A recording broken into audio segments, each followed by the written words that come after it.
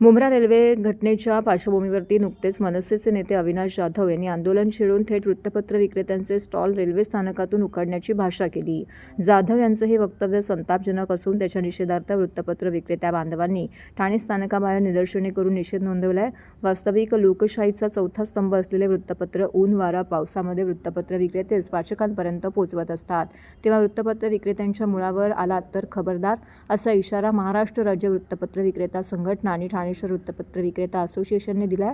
Mumbra railway स्थानकादरम्यान घडलेल्या दुर्दैवी अपघातात बळी गेलेल्या तसेच जखमी प्रवाशांबद्दल वृत्तपत्र विक्रेते संवेदनशील आहेत, परंतु दुर्घटनेच्या पार्श्वभूमीवरती मनसे नेते अविनाश जाधव यांनी केलेल्या निषेध आंदोलनामध्ये रेल्वे स्थानकातील वृत्तपत्र विक्रेत्यांचे स्टॉल उखडण्याची केलेली भाषा ही अशोभनीय व अव्यवहार्य आहे। दुर्दैवी रेल्वे दुर्घटना झाली, त्याचबरोबर बोलताना मनसेचे नेते अविनाश जाधव यांनी ही स्टॉल उखडून टाकण्याची भाषा केल्यामुळे सर्व विक्रेत्यांमध्ये संतापाची लाट पसरलेली आहे। हा एकमेव व्यवसाय आहे ज्यामध्ये मराठी टक्का टिकून आहे, त्यामुळे तमाम वृत्तपत्र विक्रेत्यांच्या स्वाभिमानाला ठेच पोहोचवणाऱ्या मनसेच्या अविनाश जाधव यांचा वृत्तपत्र विक्रेत्यांनी ठाणे रेल्वे स्थानकाबाहेर आंदोलन छेडून जाहीर निषेध नोंदवला आहे। महाराष्ट्र राज्य वृत्तपत्र विक्रेता संघटना ठाणे शहर वृत्तपत्र विक्रेता असोसिएशनचे अध्यक्ष दत्ता घाडगे यांच्या नेतृत्वाखाली हे आंदोलन छेडण्यात आले होते। मराठी माणसाच्या व्यवसायावरती गदा आणण्याच्या मनसेच्या कृतीबाबत मनसे नेतृत्वालाही जाणीव करून देत अविनाश जाधव यांच्या वक्तव्याबद्दल त्यांनी योग्य ती समज देण्याची मागणी केली आहे। महाराष्ट्र राज्य वृत्तपत्र विक्रेता असोसिएशनचा एक लक्षात घ्या की जी दुर्दैवी रेल्वे दुर्घटना घडली सोमवारी, त्या सगळ्या जे त्याच्यामध्ये मयत झाले त्या सगळ्यांच्या कुटुंबियाच्या दुःखात आम्ही सगळे वृत्तपत्र विक्रेते सहभागी आहोत। आम्ही कुठलाही व्यवसाय करताना पूर्णपणे काळजी घेतो, अधिकृतपणे करतो आणि या व्यवसायामध्ये मराठी टक्का हा मोठ्या प्रमाणावरती आहे। असं कधीच होत नाही की जे 5 रुपयाचं वृत्तपत्र आहे ते 6 रुपयाला विकले जाते। अतिशय इमानदारीत हा व्यवसाय केला जातो। इव्हन रेल्वे स्टेशनवरती पण जे स्टॉल्स आहेत ते पूर्ण अधिकृतरित्या परवानगी आहे, त्याला लायसन्स आहेत, स्वातंत्र्यपूर्व काळापासून जे आहेत। मात्र कुठंतरी राजकारणाची करायच्या उद्देशाने या जे काही सांगितलं की स्टॉल उघडून टाकणार तर हे कुठंतरी चुकीचं आहे।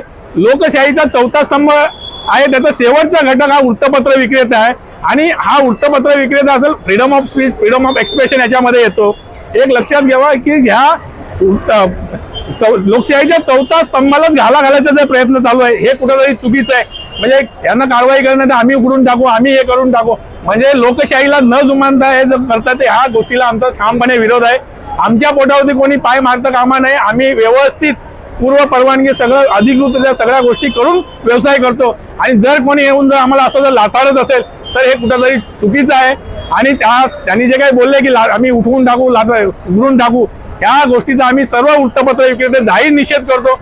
आणि ठाणे शहर वृत्तपत्र विक्रेता संघटना असेल किंवा महाराष्ट्र राज्य वृत्तपत्र विक्रेता संघटना असेल, या सगळ्या आमच्या पदाधिकाऱ्यांशी आम्ही विचारविनिमय करून चर्चा करून हा निर्णय घेतला आहे आणि त्यांनी केलेल्या वक्तव्याचा आम्ही जाहीर निषेध करतो। ठाणे शहरामध्ये जे रेल्वे स्टेशनचा स्टॉल आहे व्हीलरचा, यांना पूर्ण परवानगी आहे, एकच स्टॉल आहे आणि बहुतेक रेल्वे स्टेशनवरती 1 किंवा 2 स्टॉल आहे, त्याच्या व्यतिरिक्त तिसरा स्टॉल नाहीये।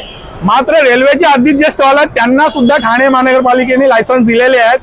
आणि याच्यामध्ये मी म्हटलं ना की मराठी टक्का सर्वात जास्त आपले स्थानिक लोक आहेत।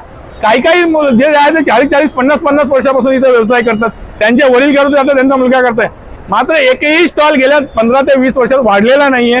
जे आहे ते स्टॉल आहेत हे प्रामाणिकपणे करतात आणि लोकशाहीचा चौथा स्तंभ आहेत, ह्या लोकशाहीला घाला घालण्याचं जे काम नेते करतात, अशा नेत्यांचा आमचा जाहीर निषेध आहे। त्यांनी त्यांचं राजकारण करावं, आम्हाला त्याच्याशी काही देणं घेणं नाही। मात्र जर आमच्या पोटावरती जर कोण उठत असेल तर त्याचा आम्ही जाहीर निषेध करतो आणि जर यापुढे काय करायला लागलं आम्ही त्याची तयारी ठेवू।